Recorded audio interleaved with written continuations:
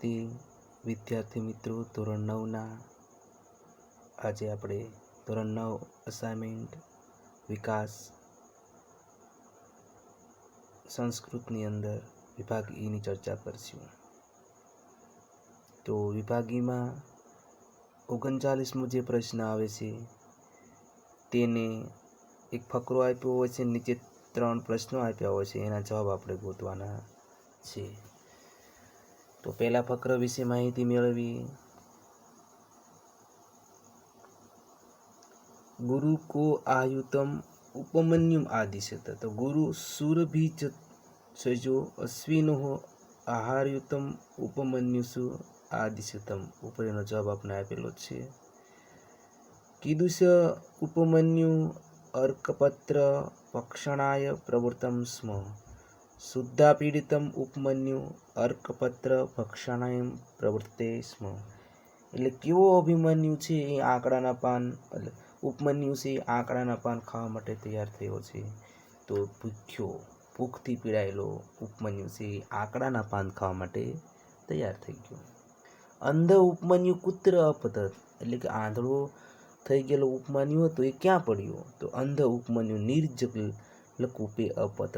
નિર્જળ પાણી વગરના કૂવામાં પડી ગયો. એની પછીનો ફકરામાં આપણે જોઈએ લક્ષ્મીધર ક આસીત. લક્ષ્મીધર કોણ હતો? તો ઉપર આપણે પ્રશ્ન વાંચીએ. અથ કદાચિત દ્રવિડ દેશાત કોપી લક્ષ્મીધર નામ વિદ્વાન ભોજ સભામ પ્રાપ્ત. તો આપણે ખબર પડી અહીંયા ઉપરથી કે દ્રવિડ દેશમાંથી કોઈક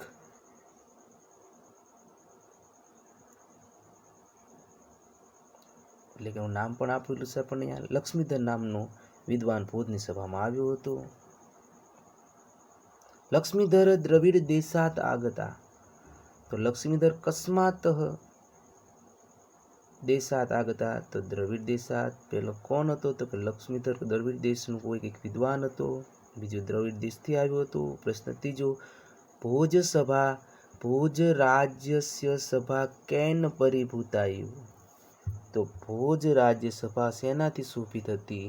તો સૂર્યમ એવ શોભાયમાન લક્ષ્મીધર નામમ વિદ્વાનમ દૃષ્ટવા ભોજ રાજસ્ય સભા પરિભૂતા. સૂર્યની જેમ શોભતી હતી ભોજ રાજાની સભા.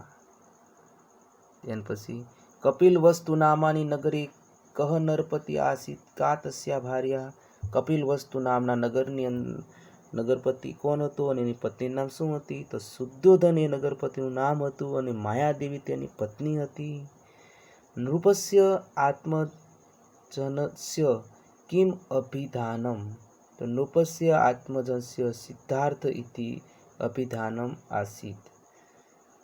ત્રીજો રાજપુત્ર કીદુષા એવ. તો રાજપુત્ર ગુણવાન રૂપવાન બલવાન ચ આસીત. ચોથામાં જોઈ લઈએ કે બુભુક્ષા અભવન. કોણ ભૂખ્યા થયા હતા? તો શ્રાંતા કુક્કુરા બુભુક્ષિતા અભવન. શુદ્ધા તાહા કુક્કુરા કુત્ર પ્રાવિશતમ. ભૂખ્યા કૂતરાઓ ક્યાં પ્રવેશ કર્યો? તો શુદ્ધાર્થા કુક્કુરા એકામ અટવી પ્રવિશતમ. એક જંગલમાં પ્રવેશ કર્યો. અન્ય શુનકા કિમ અકુર્વન. બીજા કૂતરાઓએ શું કર્યું? અન્ય શુનકા અસૂયક સમીપમ આગતા. બીજા કૂતરાઓ અસૂયકની પાસે આવ્યા. મયુરઃ કીદુષમ વિહગ. પાંચમાં આપણે જોઈ લઈએ મયુર કીદુષ વિહગ. મયુર કેવું પક્ષી છે? તો મયુર અતિવ સુંદરો વિહગ. મયુર ખૂબ જ સુંદર પક્ષી છે. મયુરસ્ય પુચ્છમ મનોહરમ. મયુરની પુચ્છમ કીદુષમ. મયુરસ્ય પુચ્છમ કીદુષમ. તો મયુરસ્ય પુચ્છમ મનોહર.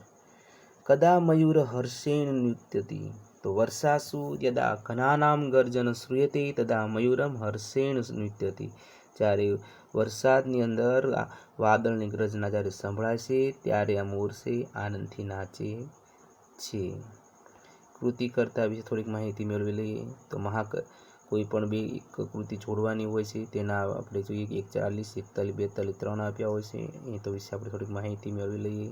તો મહાકવિ કાલિદાસના કૃતિઓ જોઈ લઈએ તો 7 કૃતિઓ છે. માલવિકા અગ્નિમિત્રમ, વિક્રમોર્વશિયમ અને અભિજ્ઞાન સંકુટલમ આ 3 છે એ નાટક છે. કુમાર સંભવમ અને ભૃગુવંશમ એ મહાકાવ્ય છે. ઋતુસંહારમ અને મેઘદૂતમ એ ખંડકાવ્ય છે. નારાયણ પંડિતનો આપણે જોઈએ તો એનો હિતોપદેશ આવશે. કાકા સાહેબ કાલેલકર કાસાયા નામ કો અપરાધ. મહર્ષિ વ્યાસમાં આવશે મહાભારત. હવે આપણે સુધારો કરવાનો છે, એને ચેક કરી લઈએ. તો અહીંયા આપણે શું કરવાનું છે, કક્કો આવડવો જોઈએ પહેલાં તો જ આપણને આવડશે. તો કક્કાની અંદર આપણે મુખ્ય જોઈ લઈએ તો કક્કો આ પ્રકારે જોઈએ. આપણે એક વખત જોઈને ચેક કરી લઈએ, ત્યાર પછી આપણે આગળ બીજું કરીએ. તો સૌથી પહેલાં નિયમ તો એ લાગુ પડે, વચ્ચે કોઈ પણ જગ્યાએ અનુસ્વાર હોય તો આપણે કની લાઈન જોવાની, ચની લાઈન. તો કની લાઈનમાં આ પ્રકારની નિશાની આવે. ચની લાઈનની અંદર આપણે જોઈએ તો આ પ્રકારની નિશાની આવે. ત્યાર પછી આપણે જોઈએ તો ટની લાઈન, તો એની અંદર અણ આવે. ત્યાર પછી આપણે જોઈએ તની લાઈન, તો એમાં ન આવે. છેલ્લે આપણે મની લાઈન જોઈએ તો મની લાઈન જોઈશું તો તેની અંદર આવશે, એટલે મની એટલે કે પની લાઈન, પની અંદર લાઈનમાં મ આવશે. તો આ 5મો અક્ષર છે ત્યાં મૂકવાની. જો કઈ રીતે, તો જ્યારે અનુસ્વાર હોય એનો પાછળનો અક્ષર ચેક કરવાનો. જ્યાં અનુસ્વાર આપ્યો હોય એમાંથી જો ગની ઉપર અનુસ્વાર છે પહેલાં, તો ત જોવાનો, તની લાઈન. તો તની લાઈનની અંદર આવે છે ન, તો ત્યાં ન આવશે. તો નીચે આપણે એના જવાબમાં જોઈશું ગંતુમાં ન આવી ગયો. બીજો શું નિયમ છે કે પાછળ જ્યારે પૂરું થતું હોય શબ્દ અને છેલ્લે અનુસ્વાર આવતો હોય અને એની પાછળ અ આ ઈ ઉ એવા કોઈ પણ સ્વર આવતા હોય તો મ લખવાનો. અને જો ક થી લઈને હ સુધીનો કોઈ પણ અક્ષર આવતો હોય, વર્ણ આવતો હોય તો માથે અનુસ્વાર મૂકવાનો છે. તો પહેલામાં નિયમ જોઈએ તો પાછળ ઈ આપેલો છે એટલે ત્યાં હલન મ મૂકવો પડશે. ત્રીજામાં જોઈએ તો ત્યાં આપણે જોઈએ કર્તુમ પછી અહર્ષી આપ્યું છે, તો ત્યાં આપણે તું લખ્યું છે, ત્યાં આપણે જોઈએ તો અહર્ષી છે એટલે મ હલન નીચે મૂકશું. પ્રતિક્ષામ, તો ત્યાં આપણે ક આપેલો છે એટલે મને ઉપર અનુસ્વાર કરી દઈશું. તો આ રીતે આમાં ફેરફાર કરવાનો હોય છે. આગળ આપણે જોઈએ બીજામાં અધ્યયનાર્થામ, તો પ્ર આપેલો છે એટલે માથે અનુસ્વાર આવશે. પ્રવેશમ, ત્યાં પ આપ્યો છે એટલે માથે અનુસ્વાર આવશે. સ્વાત્મનમમાં ત્યાં ધ આપ્યો છે એટલે માથે અનુસ્વાર આવશે. અને ધન્યમ, એની પાછળ પણ મ આપ્યો છે એટલે માથે અનુસ્વાર આવશે. ઈદમ, એની પાછળ ઉ આપ્યું છે એટલે હલંત મ મુકાશે. પૂર્વમની પાછળ અ છે એટલે હલંત મ મુકાશે. પઠનમ અને પાઠનમ, પઠનમની પાછળ પ આપ્યો છે અને બીજાની પાછળ ચ આપ્યો છે એટલે બંનેમાં માથે અનુસ્વાર આવશે. અહીંયા એવમ પછી ભ આપ્યો છે એટલે માથે અનુસ્વાર થશે. અહમ પછી શું આપ્યું છે એટલે માથે અનુસ્વાર થશે. ત છે એની લાઈનમાં ત થ દ ધ ને ન, તો એમાં ન આવશે. પછી બંદી, તો એમાં તે દ છે, ત થ દ ધ ન, તો તેમાં પણ ન આવશે.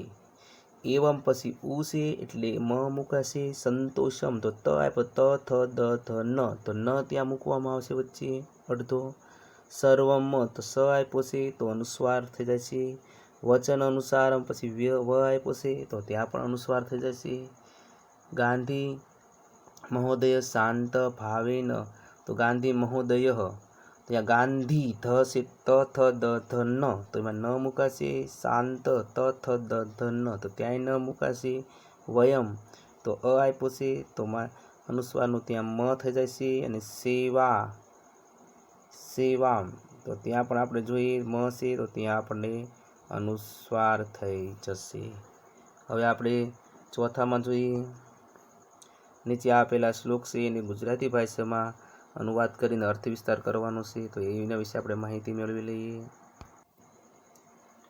પ્રશ્નોત્તરી આપણે જોઈ લઈએ તો અર્થ વિસ્તાર કરવાનો છે માતૃભાષામાં. પહેલાં નાસ્તિ જાતુ રિપુર નામ મિત્ર નામ ચ વિધ્યતે વ્યવહાર ચ જાય તે મિત્રાણી રિપવસ તથા. ખરેખર કોઈ કોઈનો મિત્ર હોતો નથી કે કોઈ કોઈનો શત્રુ હોતો નથી. માણસ વ્યવહારથી જ મિત્રો અને શત્રુઓ બને છે.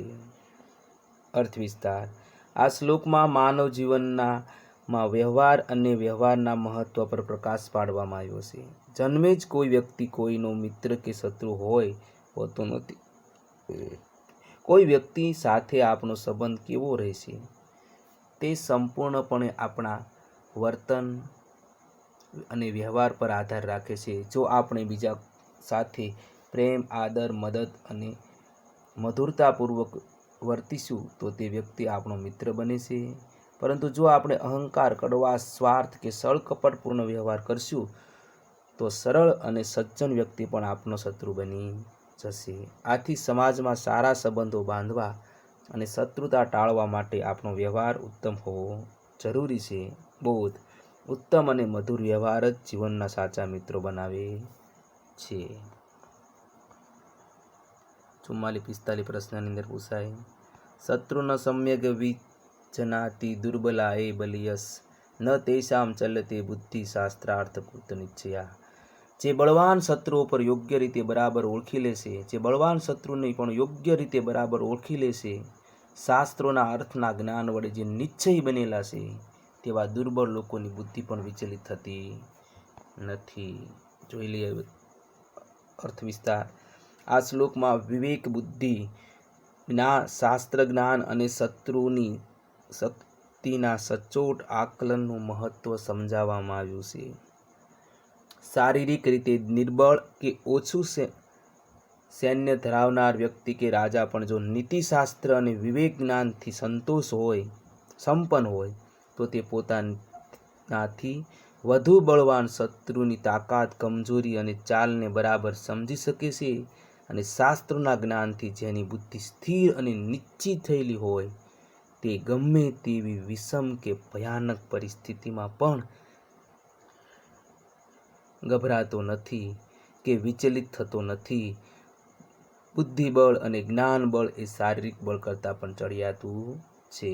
બોધ: સાચું શાસ્ત્ર જ્ઞાન અને સ્થિર બુદ્ધિ વડે ગમે તેવા બળવાન શત્રુ પર વિજય મેળવી શકાય છે.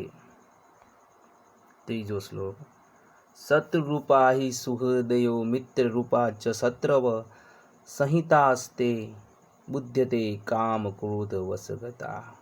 કામ અને ક્રોધને વશ થયેલા લોકો શત્રુરૂપ ધરાવતા મિત્રો તથા મિત્રરૂપ ધરાવતા શત્રુઓને, કપટી મિત્રોને અને થયેલા કરાર સંધિને ઓળખી શકતા નથી. આ શ્લોકમાં કામ, ઈચ્છા, વાસના અને ક્રોધ જેવા અંતઃશત્રુનો દુષ્પરિણામ દર્શાવવામાં આવ્યા છે. જ્યારે માનવી કામ, ક્રોધના આવેશમાં આવી જાય છે ત્યારે તેની વિવેક બુદ્ધિ નષ્ટ થઈ જાય છે. આવી સ્થિતિમાં તે ભલાઈ ઈચ્છવા સાચા મિત્રો કે કદાચ કડવી સલાહ આપતા હોય ને શત્રુ માની બેસે છે અને મીઠું મીઠું બોલીને પીઠ પાછળ ઘા કરનાર છળકપટી શત્રુને પોતાના મિત્ર માની લે છે.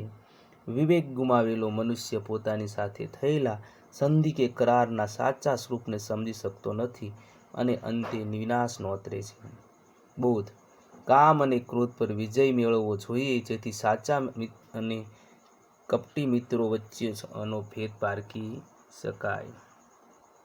ચલમ વિત્તમ ચલમ ચિત્તમ ચલે જીવતી યૌવને ચલાચલમ ઇદમ સર્વ કીર્તિ એવ હિ જીવતી. ધન ચંચળ છે, મન ચંચળ છે, યુવાની જીવન અને યુવાની પણ ચંચળ છે. આ બધું આવવા જવા વાળું અસ્થિર છે, માત્ર કીર્તિ જ જીવતી રહે છે. અર્થ વિસ્તાર. આ શ્લોક સંસારની ક્ષણભંગુરતા અને સત્કર્મોની અમરતાનો સુંદર સંદેશ આપે છે. માણસ આખી જિંદગી ધન, દોલત, યૌવન અને શારીરિક સુખો પાછળ ભાગે છે, પરંતુ ધન આજે છે ને કાલે નથી. મન ક્ષણે ક્ષણે બદલાય છે. યુવાની અને જીવન પણ સમય જતાં નષ્ટ થાય છે. આ બૌદ્ધિક સંસાર બધું જ અશાશ્વત છે, પરંતુ મનુષ્યે કરેલા સત્કર્મો, દાન, ધર્મ અને સેવા દ્વારા મળેલી કીર્તિ, યશ તેના મૃત્યુ પછી પણ અમર રહે છે. આથી મનુષ્યે ક્ષણભંગુર વસ્તુઓનો અહંકાર છોડીને અવિનાશી કીર્તિ મેળવવાનો પ્રયત્ન કરવો જોઈએ. બોધ: ભૌતિક સંપત્તિ અને શરીર નાશવંત છે, માત્ર સત્કર્મો મેળવીને જ કીર્તિ અમર રહે છે. तक्षकस्य विषम दन्ते मक्षिकाय च मस्तके वृश्चिकस्य विषम पुच्छे સર્વાંગ દુર્જનસ્ય તતઃ. તક્ષક નાગનું ઝેર તેના દાંતમાં હોય છે, માખીનું ઝેર તેના મસ્તક મોંમાં હોય છે, વીછીનું ઝેર તેની પૂંછડીમાં હોય છે, પરંતુ દુર્જન ખરાબ માણસનું ઝેર તો તેના સમગ્ર અંગોમાં, બધા જ અંગોમાં હોય છે.